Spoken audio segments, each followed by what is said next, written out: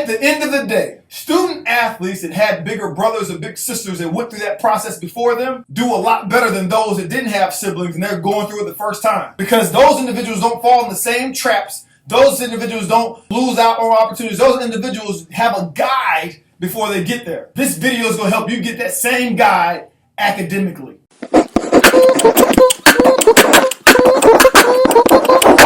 Hoop loudy.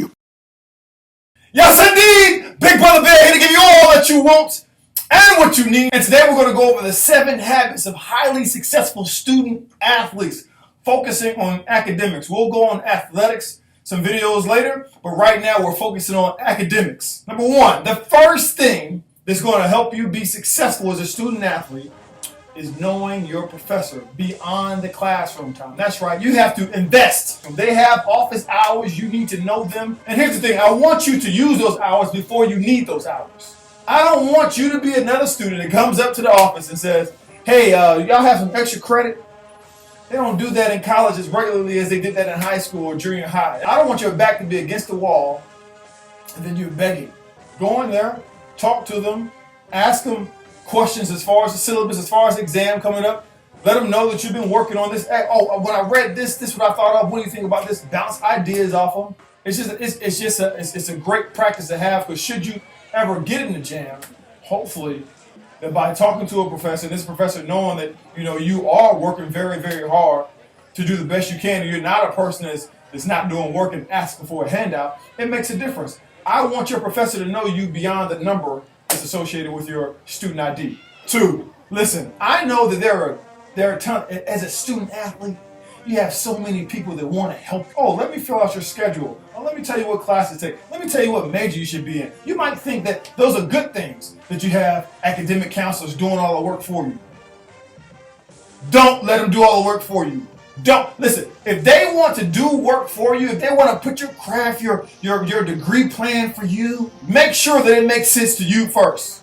Make sure that what they're doing is icing on the cake and not the cake. The cake is what you bring to the table. It needs to make sense to you. Why am I taking this class? Is this class aligned with where I'm going? If it doesn't, get rid of it. Is this class going to help me graduate? Some of you are taking remedial classes, not knowing that those classes do not help you to graduate. So be mindful of that. I remember when I came from JUCO, I was taking classes like gardening, how to swim, all kinds of foolishness. Now, when I transferred over to my 4-year school afterwards, classes didn't count. And guess what? They shouldn't have counted, because they were ridiculous classes. So look at your degree plan. Make sure that it makes sense to you. If you have an academic advisor and they want to help you, great. But they shouldn't be doing it all themselves, because guess what? Years after the line, when you're not a student athlete and that doggone eligibility have exhausted, them jokers ain't gonna be checking for you. Ain't nobody gonna be calling you saying, hey man, you didn't take the right. They don't care. They don't care. You right now have leverage right now. You have leverage because you offer a service. You are an athlete for the university. You're a student athlete, but you're still an athlete for the university. That's leverage that this stuff needs to get taken care of. Number 3, if you have not seen my YouTube video talking to Cooper Cook, that had a 4.0 and won a national championship that same year, make sure you check that out. It's a great video. Talks about how you can have a 4.0 and win a national championship. And one of the things that he talked about in that video during my interview is, he said, Bell, I utilize time in between classes to study as well. I thought that was huge, because you know what? When I was a student athlete, I didn't do that. You know what that time was for me? That time for me was sleep time. That's what it was. It was sleep time. It was chill time. It was video game time. It was eating time. It was get on the phone time. It was take a walk time. But I'll tell you what time it was not. It was not study time. I was not thinking about study. See, I was the person that studied at the last minute. I was the person that studied for a test on Monday. I was studying for a Sunday at 11 p.m. And that's why it was rough for me academically. But what Cooper Cook revealed to me is, he said, listen, Bill, I study in between classes, so it's on my mind and it's fresh in my mind. So at the end of the night, I'm just recapping what we talked about in class and the study sessions that I built in between the classes. I said, Cooper Cook, you're brilliant. Number 4 is one that will definitely help you out, and that is, I want you to socialize yourself with people that aren't in your sport. No, let me take it back. not only in sport, that are not in sports, period. That does a number of things for you. Let's recap on what the things they do for you. One, it helps you network and meet people that can be helpful afterwards, after college, and people you can help. It always seems like a greedy mentality when someone says, oh, it's somebody, you never know who can help you, or somebody you can help. You might be a doggone CEO one day and say, man, I'm thinking of a worker. Who would I need? Who I need? Billy. Who I need? This guy, because of people that you knew beforehand. The second reason why you need to do this is when you go on these road games, all your teammates are going on the road games with you. So if you have a class that you want the notes for, wouldn't it be advantageous to have someone who wasn't affiliated with the sport at all that can give you notes, that can help you out? I think so. And the third thing, as far as why you want to make sure that you have friends outside of sports at all, more likely to go to your games. People go to your games because they know you, right? You may be complaining about your school, oh, no one comes to our games. How many times have you invested into anybody else? Now listen, I know how difficult it is because when I was a student athlete, if you didn't hit a ball, catch a ball, shoot a ball, or you were being chased because you had the ball in your hand, I didn't talk to you. Not because I thought I was better, but because we just wasn't around each other enough. You see, the student athletes and myself, we were always either headed to sweat or headed back from sweating. I didn't really have time to make friends outside of the sport. So what I'm telling you is, you got to make the time. It's not going to be easy, but you got to make the time. And it's going to help you far more than it's going to hurt you. Number 5, now this one might just sneak up on you. Creep up on you in the dark, you may not see this one coming. And that is, everybody's just not a fan of you.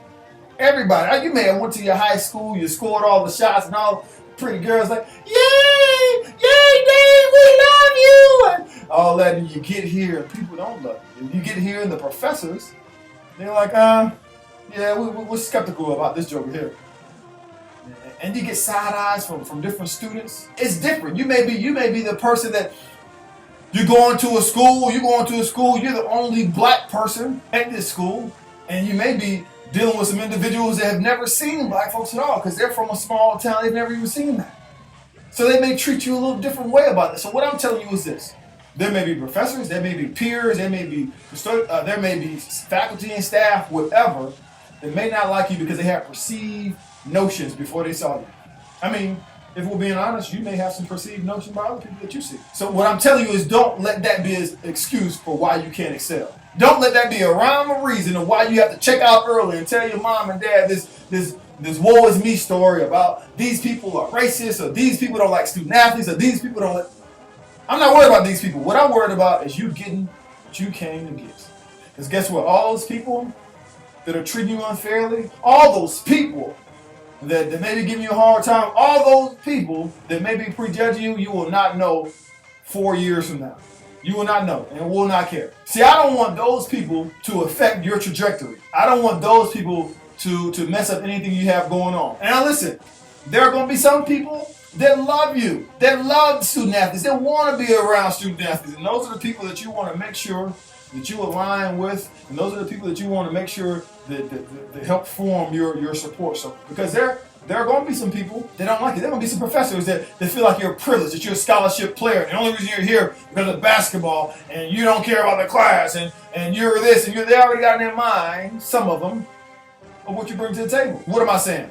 Am I saying go cry about it? Am I saying now you have a story of why college wasn't for you? Am I saying it's not worth it? Am I saying forget about it? Am I saying go join the JBA and don't even worry about college? No, I'm not saying that. I'm saying you're going to get it done anyway. I am just letting you know of some of these potholes so you're not in your feelings when you see it. All right? When you see it, you can just step right on over. You can step right on over and keep going to where you're supposed to be going. But guess what? That's a microcosm of life. Once you graduate, it don't stop. There's going to be some people that don't like you because of preconceived notions. Get over it. Get over it. But at least that you know that it's a hole there. Hopefully this is going to help you out. Hopefully you'll see it coming. And hopefully you don't fall in it. All right, my next one, number 6, is find out how you study. Not how your friends study. Not how she studies. Not how the teacher tells you to study. But how do you study? Now listen, if you know anything about me, you know I failed the 6th grade. You know I got associate promoted from the 8th to 9th grade. It was a No Child Left Behind law, and I was happy to be the beneficiary of that. In the sense that you couldn't fail me twice under the same roof. And that's before I started playing basketball. But I say all that because I didn't know how to study back then. I didn't know what suited me. I'm a person I can't have music on. I don't want people talking. I'm so bad that when I'm in the office and some of my colleagues are talking to me and they're asking me to read an email at the same time, I'm like, hey, shut up! Let me finish reading this, man. I ain't got time. I can't focus and read and listen to you yakking in my ear. I'm one of those people, but I know other people that can read and listen to music and chew gum and text message and all that mess. You just have to be honest with yourself. When do you get the most out of your study session? It's an honest question. Because some people be throwing study parties. You can't throw no study party with me. Are you kidding me? I'm going to be talking to everybody. Ain't no studying going to be happening. Study sessions only happen when I already know the material and then we can quiz each other. But for me to just come out the gate like, hey, study party, let's study together and part, that's not going to happen. It's not going to happen. So what is your study? What is your study record? Do you have to write it down over and over again? Do you have to recite it? Do you have to do flashcards? Do you have to do like mock tests? Do you have to do small chunks of studying? Like, what is it for you? What is it for you? Figure out how you study. Not how everybody, I don't care how everybody else study. How do you study? This is the part where I knew I was different. I'm in college and jokers be like, man, I don't think I'm going to do well on this test. And I'm like, oh yeah, me neither. It's like, oh, well, I didn't study much. So yeah, you didn't? Whew, makes me feel good. I didn't study much either. Whew. And we get our test back. It's like, oh my goodness. He's looking at us like, oh my goodness. Yeah, I didn't do so well. I said, whew, I'm glad you said that because I didn't do too well either. And I'm looking, I got like an F minus. I said, what'd you get? He got like a B plus. And I'm thinking to myself, our ideas of not studying and what's a bad grade is two different things. He had a doggone B plus. I got a B minus to the second degree. And you want to tell me you got a bad grade? Man, get out of my face. Number 7 is know your resources on campus before you need your resources on campus. Many students, I can stop there. I don't have to say student athletes, just students in general. They don't know the resources that they have on doggone campuses.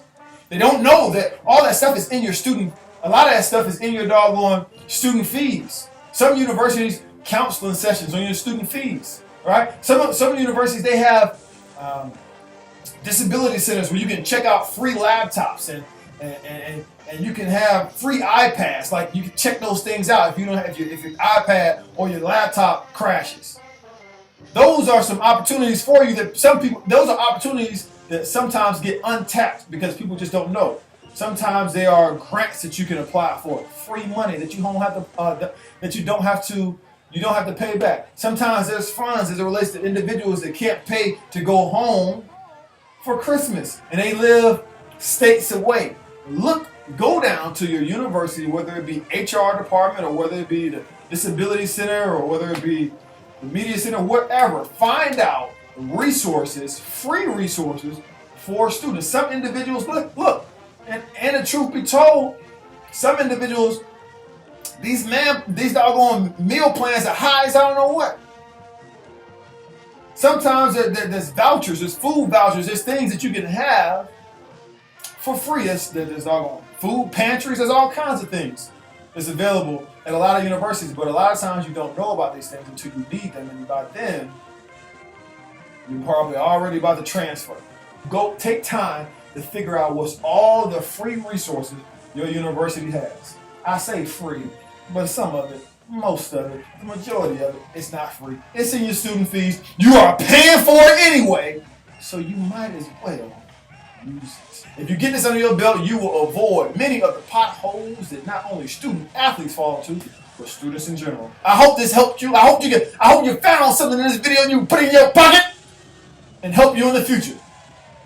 So as always, whether it's on the court or off in the classroom or out, graduate at the top of your class. Hoopla.